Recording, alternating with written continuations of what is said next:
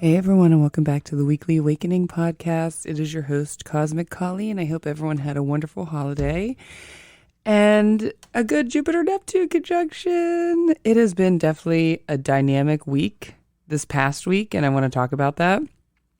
But first, we are going to talk about Mars moving into Pisces, which happened at the end of last week, the Sun moving into Taurus, and those are kind of the big transits of this week. At the end of the month, though, we have the solar eclipse in Taurus. I cannot believe that that is happening. So kicking off the new eclipse season.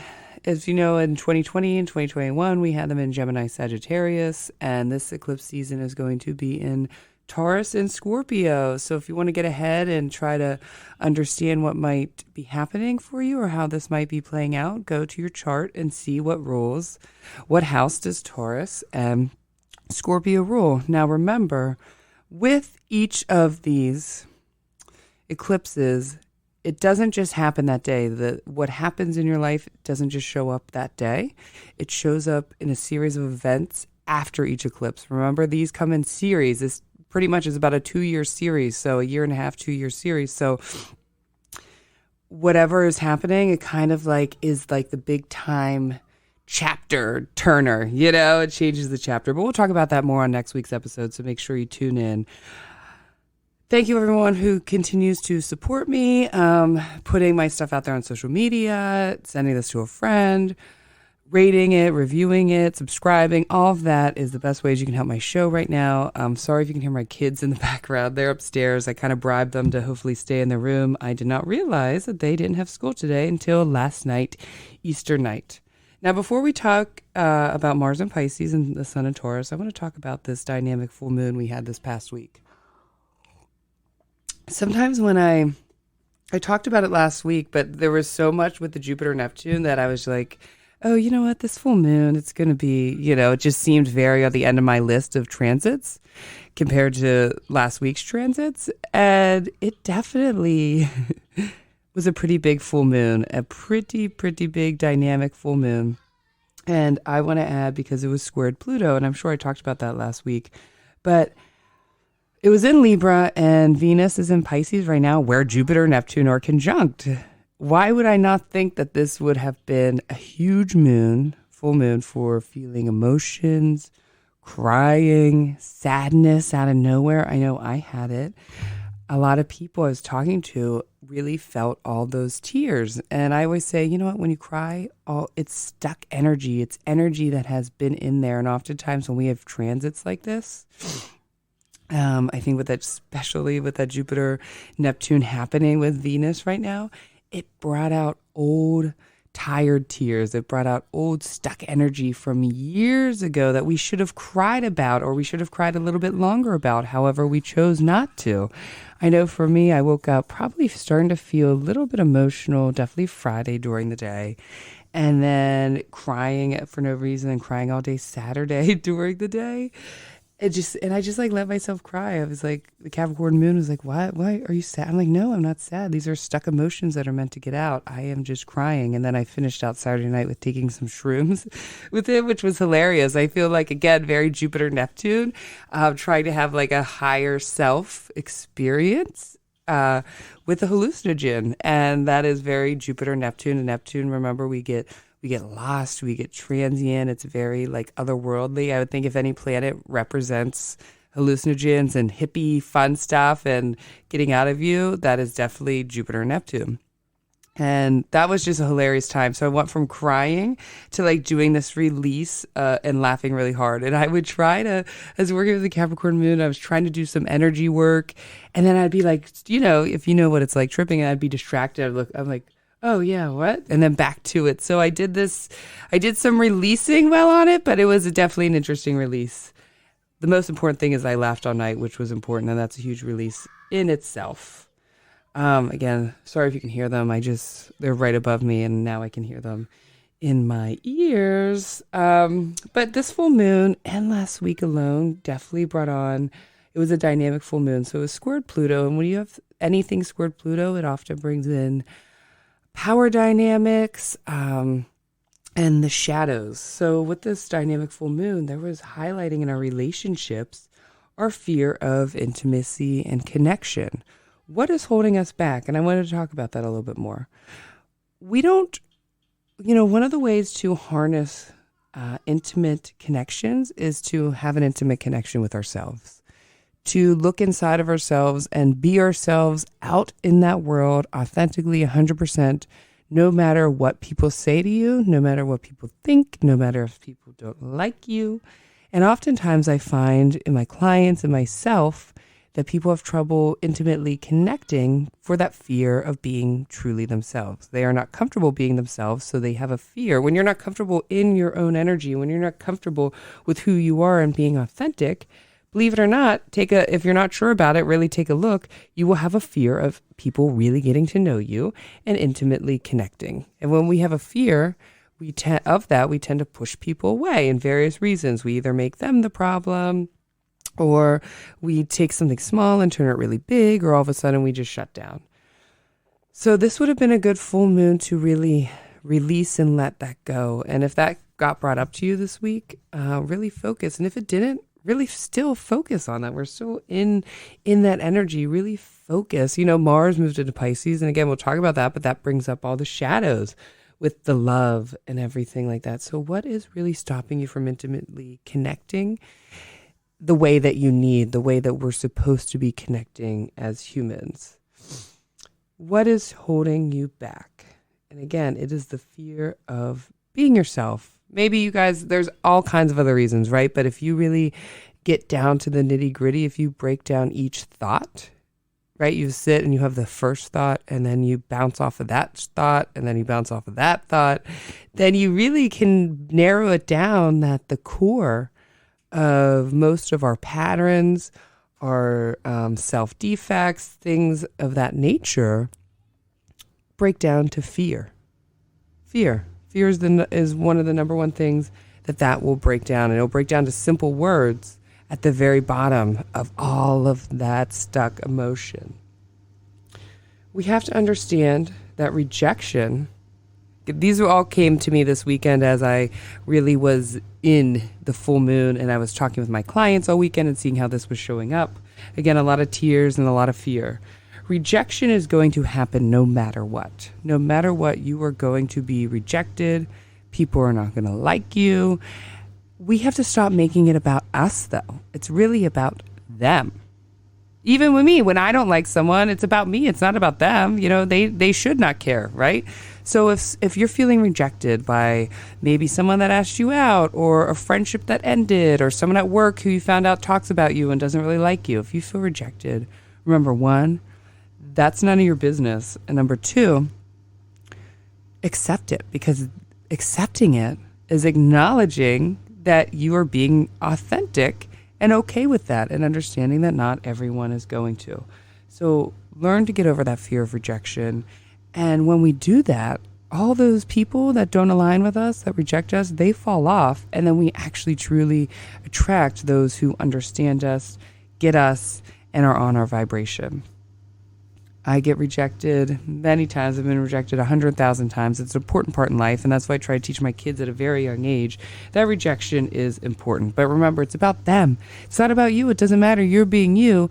It's just that their vibration doesn't match up with yours, so that's why they're rejecting you. So look at it that way and let go. And this week, I challenge you to show up authentically in every avenue, every way with yourself. At work, at friendships, at family, at home, at the gym. How does showing up authentically, how does that look for you?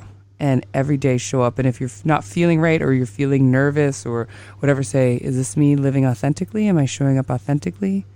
Yes. Move forward, and that leads to so much happiness. All right. So today, also on Monday, we have we have these little transits, especially with the moon and Mercury. We have Mercury and Uranus are conjunct. So there could be, we're feeling this today and tomorrow. There could be some out of the blue conversations, maybe something as simple as They're conjunct Taurus. An old friend out of nowhere comes and calls you, like that you haven't talked to in years, and you guys have a really good friendship, really good conversation. That could be relationship. Someone, an ex relationship, calls you out of nowhere.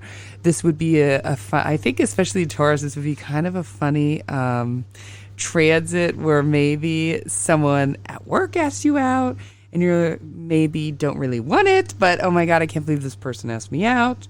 We might have, again, I'm going with Taurus just because we're going to go with friendship, family, and relationships with people reaching out during this time. We also might get a download out of nowhere. That happens. We get a download, an awareness download about something or someone that comes out of nowhere and totally changes our thought course, pushes us right off of there. The sun is square Neptune where Jupiter is, so we also just saying we might get a little bit lost in a dream world. We might feel that today. So let's talk about the Sun and Taurus, which has happening on the 19th. Yeah, the 19th. I had to think because I always want to say it's the 20th because so much happens on the 20th. You got my best friend growing up. Her birthday was on the 20th. We got 420, whatever. All of that is. So I always want to say it's the 20th, but it's the 19th. Sorry. Sun, we got Earth Day. This is a time, especially with Mercury in there, that we are going to connect to something greater than ourselves, and we're going to get outside. And that what is greater than ourselves? Nature. What is going to clear our head during this time? Because again, Mercury is in there. Nature, connecting with nature. So find a way. If you're not really like a real nature person, you like the city, that's fine. Go walk around the park. Go walk around if you have a river walk, walking around the river walk. However, I suggest you take the time to go into the mountains, do some grounding practices, go to the beach, but with Taurus, I really feel more of a in the woods nature, a prairie, a mountain, a forest, somewhere where you get lost with lots of greenery around you. You can feel the vibration of the plants. You can feel the vibration of all of that. And I can tell you, because last week we talked about Mercury moving into Taurus, and people are moving so slow and driving so slow. I believe I warned about that, but yesterday, today, every day, the general energy, you're going to be coming up on people who are just extra with driving slow. I can just tell you, extra, extra, extra. We're going to find that we do more leisurely activities. When the sun was in Aries, things got going, right? We went really fast. It's like all of a sudden our life picked up fast paced, almost like events and kids and sporting events, friendship, going out and doing this. Like everything was just moving at a very fast pace. And now things are slowing down. We're going to really sit and enjoy our pleasures and have fun in that. So we're going to be experiencing more leisure activities, more just sitting outside and having conversations with friends instead of going out and doing things with friends, which we were with Mercury and the Sun in Aries. When that happens, we're like, let's go do this. Let's go find that. Let's go to, this virtual reality escape room. Let's go to here. Here, with the Sun and Mercury and Taurus, we're going to be like, I'm going to sit outside and have a nice glass of wine or whatever and sit with my friend and talk. I'm going to go out to dinner and sit with my friend and talk. I'm going to go for a nice walk. That is very Taurus energy. Our conversations are going to be much more grounded. And again, with Mercury and Taurus happening, they're going to be much more grounded. And we're going to be seeking out groundedness in other people. We're going to want to be around energy that feels grounded, that feels comforting, that provides us with a lot of those very Taurus feelings, love, joy, pleasure, groundedness. And we're going to seek that in people. And we're going to seek that because we're going to want to find it more for ourselves. This is a time where we create for the solar year a solid foundation, It starts when the calendar starts, the zodiac calendar starts with Aries, and whenever that starts, we're all of a sudden like, boom, all right, all this stuff is happening. And then Taurus happens. We're like, okay, let's organize all this stuff that's been happening, and let's figure out how I can come up with a concrete, solid plan for the rest of the solar year. How can I continue that? So in our life and our situations, if things are feeling very airy, if they're feeling very all over the place and scattered, we need to create a solid foundation. And create a solid foundation where your energy spends the most time free. if that makes sense. So for oftentimes for people, that's their home, unless their home is chaotic. If your home is chaotic, try to find somewhere else, but create a solid foundation of comfort and love and joy and pleasure. So then you can just go there and your energy can be free. Our energy needs to decompress. Our energy needs to relax. We need to let go of the other's energy of the day, but we cannot do that if we don't have a solid home or some sort of solid foundation. And so if you don't have that, or you're feeling like your foundation is lacking in some way, find out how you can bring some grounded energy into your foundation and into your environment. So we're going to have a lot more fun. It's not going to be so much about work. It's going to be about joy, pleasure. And it's interesting too, I think, as the seasons have kicked off and as we've evolved over hundreds of thousands of years, how during these times, these fun activities started happening. It's like the stars happened first, and then now we can look and we can see usually the collective, what happens in the day-to-day, in the everyday life. You know, now we have Memorial Day that happens in May, right? And Gemini, which loves to have fun and loves to party. You know, we have Mother's Day representing, Taurus, and Earth Day. It's just interesting to me. I don't know if that made sense where I was going with that, but let's talk about Mars and Pisces. Mars and Pisces. Mars is how we go about something. How do we go and get something? How do we prevent something? What is our aggression? What is our action? Our desire towards action, our desire for fighting, our desire, all of that, our adrenaline, our action, our drive to get out and do something, our shadows, all of that is in Mars. Mars in Pisces brings a little bit of a different energy. Mars is debilitated and not happy in Cancer. And I wouldn't say it's super happy in Pisces. I would say it's tricky in Pisces. I have a natal Mars in Pisces in the 7th house, opposite my moon in the 1st house. So for me, this is just like a natal placement. Throughout my life, I have been prone to drug abuse, escapism, a big time escapism. I can tell you that. Big time daydreamer, big time like getting lost in other worlds and creating destruction from that.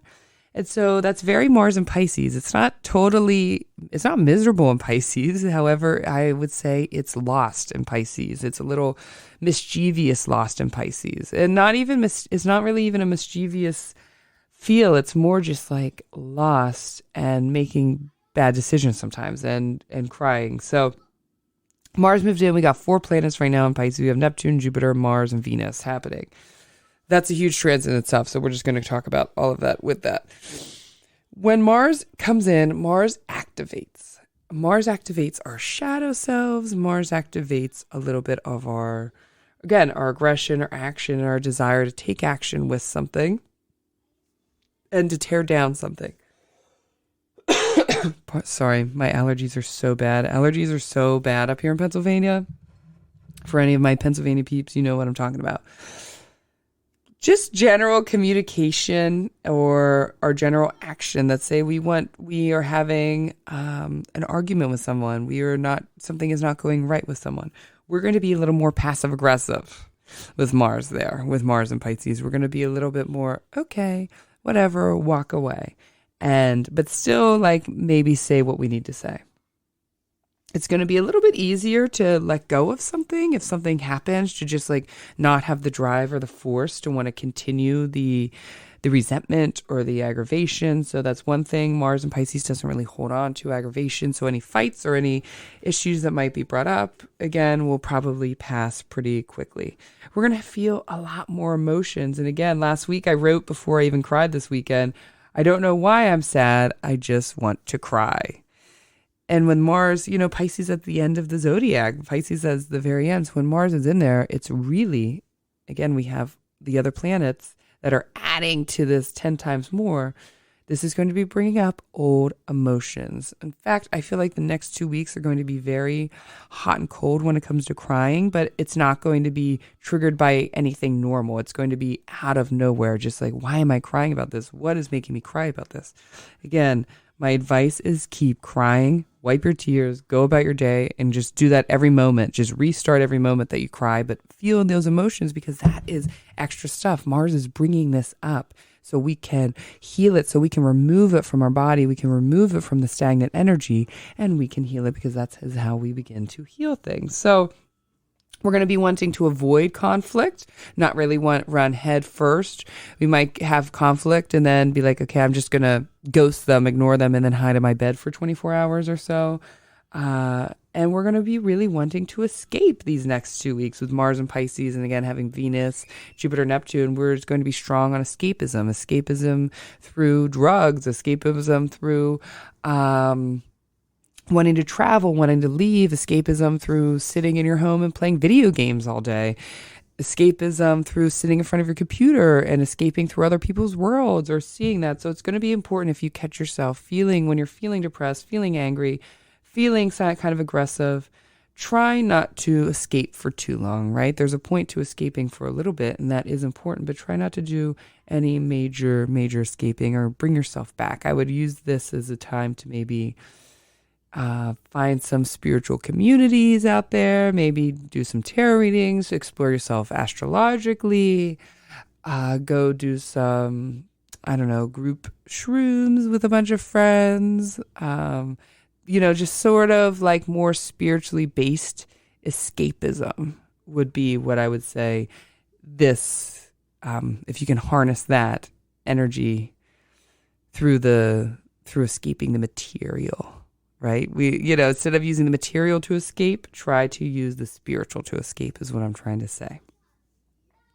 It's funny, for those that listen to me long, we pay attention to Mercury and pay attention to the way I talk, where Mercury is. I know I talk about it on very many episodes, but today I already feel like I am going much slower with my speech than normal. I'm trying to speak things out. I'm thinking before saying, and that's very Mercury and Taurus. Remember, I am almost completely ruled by Mercury, all of my major planets. So whatever's happening with Mercury, you're going to hear it in my speech and the way it comes across this podcast. So just for those of you, my loyal listeners out there, love you guys. Make sure, pay attention to that as I talk about Mercury transiting and what's happening. Pay attention to how I talk about these on here, and you'll pick up some things like that.